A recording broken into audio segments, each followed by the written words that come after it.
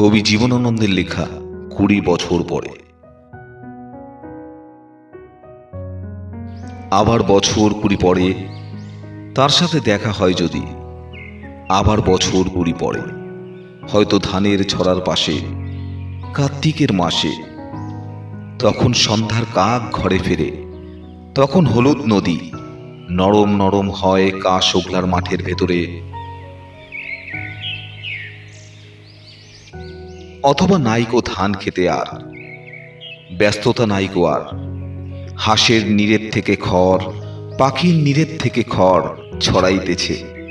মণিয়ার ঘরে রাত, শীত আর শিশিরের জীবন গিয়েছে চলে, আমাদের ২০ বছর পার।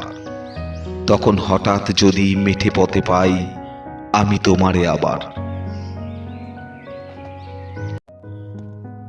কবি জীবনানন্দের লেখা ২০ বছর পরে। আবার বছর ২০ পরে তার সাথে দেখা হয় যদি, আবার বছর ২০ পরে হয়তো ধানের ছড়ার পাশে কার্তিকের মাসে, তখন সন্ধ্যার কাক ঘরে ফেরে, তখন হলুদ নদী নরম নরম হয় কাশ ওগলার মাঠের ভেতরে। অথবা নাইকো ধান খেতে আর ব্যস্ততা নাইকো আর, হাঁসের নীড়ের থেকে খড়, পাখির নীড়ের থেকে খড় ছড়াইতেছে। মণিয়ার ঘরে রাত, শীত আর শিশিরের জীবন গিয়েছে চলে, আমাদের ২০ বছর পার।